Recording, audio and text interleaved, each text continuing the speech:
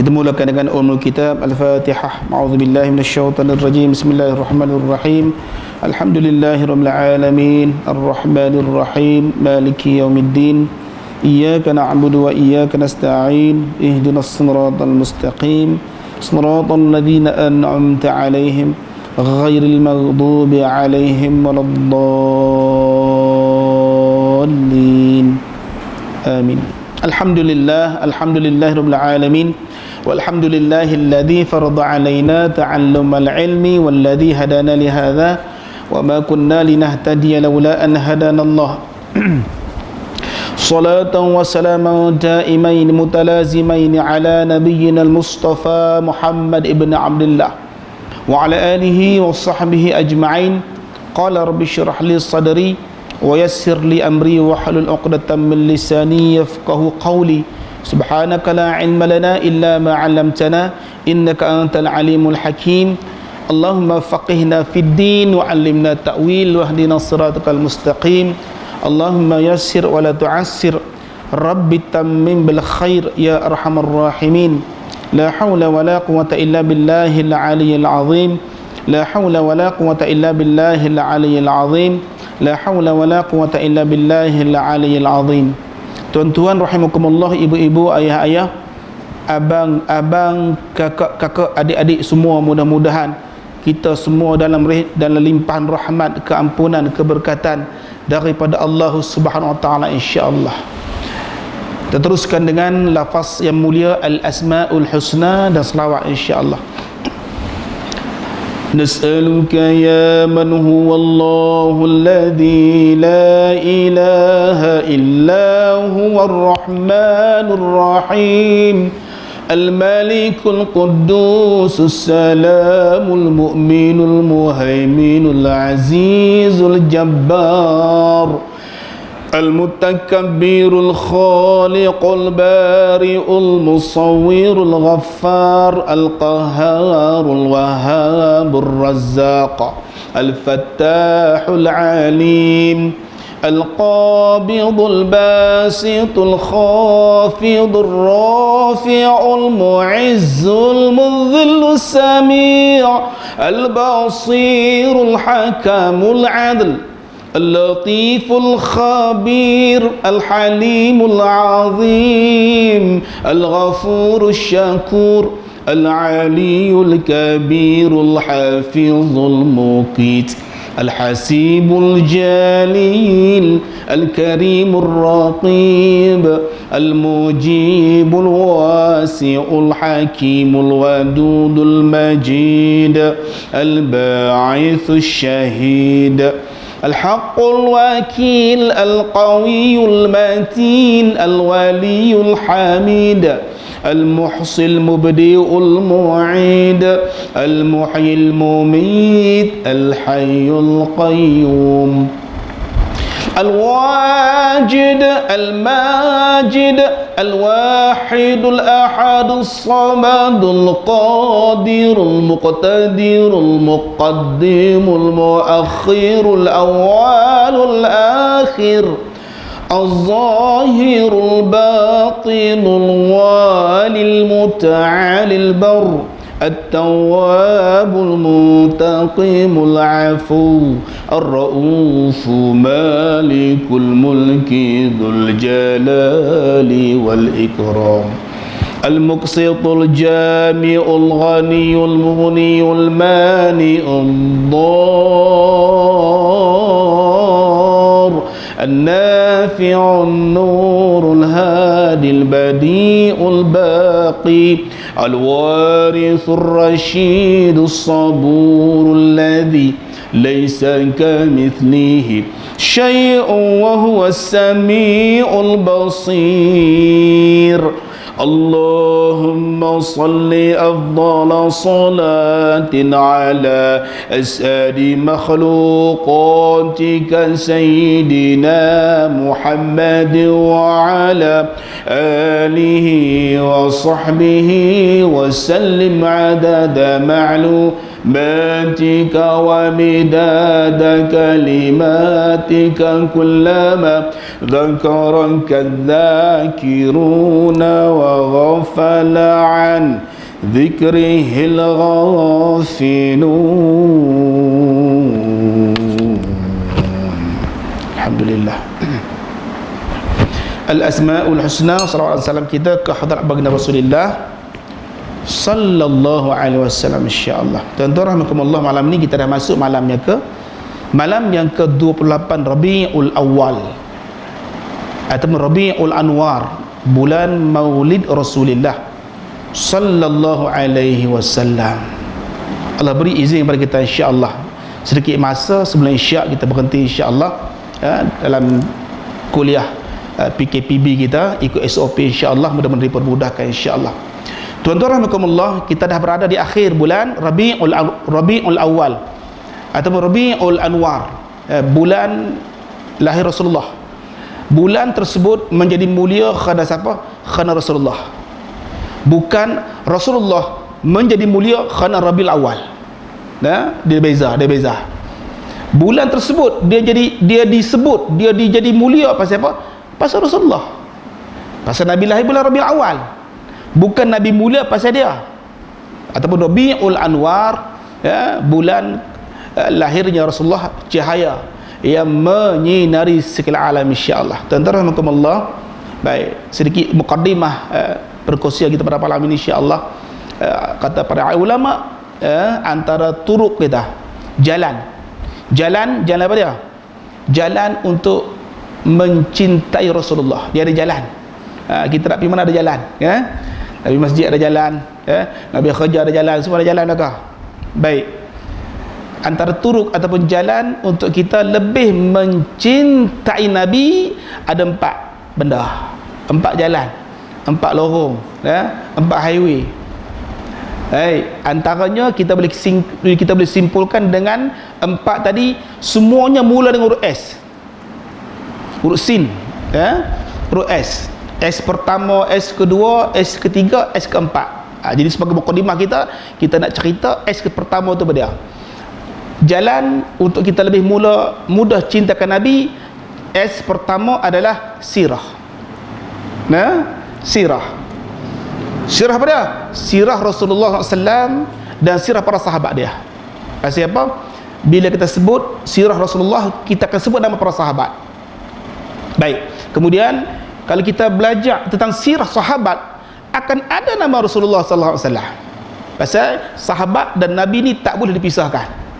Jadi sirah tu, siapakah Rasulullah SAW, dari mana asal Nabi dan sebagainya, keluarga Nabi dan sebagainya, para sahabat dan sebagainya, semua tu sirah, sejarah. Bila kita kenal sirah, mana kita lebih cinta kat Nabi SAW. Ringkasnya lagi itulah. Jadi malam ni kita baca sirah sahabat. Jadi kita baca sirah sahabat, ada sebut nama Nabi SAW. S kedua adalah apa dia? Syama'il Muhammadiyah. Syama'il Muhammadiyah itu apa dia? Syama'il itu adalah himpunan hadis-hadis yang cerita tentang keelokan Rasulullah SAW. Semua ada pada Nabi. Jasad Nabi yang sempurna, akhlak Nabi yang semua ada pada Syama'il Muhammadiyah. Hingga Nabi SAW, Al-Imamu At-Tirmidzi kan, kitab Syama'il Muhammadiyah, dikumpulkan hadis-hadis tentang Syama'il Muhammadiyah, kesempurnaan Rasulullah sallallahu alaihi wasallam. Cerita tentang rambut Nabi lah macam mana, kepala Nabi macam mana, tangan Nabi macam mana, dada Nabi lah macam mana, perut Nabi macam mana, kaki Nabi macam mana dan sebagainya. Semua cerita. Pakaian Nabi macam, semua cerita lah kah? Mana kata semua kesempurnaan itu diceritakan dalam hadis Nabi sallallahu alaihi wasallam. Bila kita baca Syama'il, kita akan lebih mengenali Nabi sallallahu alaihi wasallam, maka lebih cinta kat Nabi sallallahu alaihi wasallam. Syama'il Muhammadiyah. S kedua. S ketiga apa dia? S ketiga adalah sunnah Rasulullah sallallahu alaihi wasallam.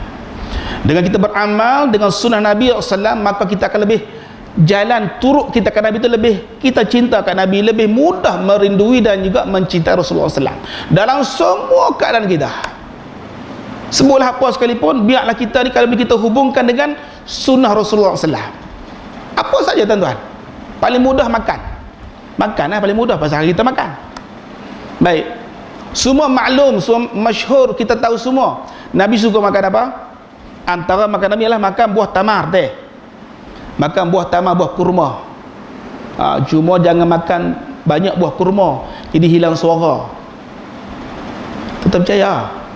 Betul.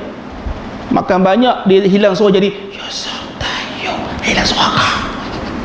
Hilang suara. Tamar. Baik, tamar buah kurma tuan-tuan.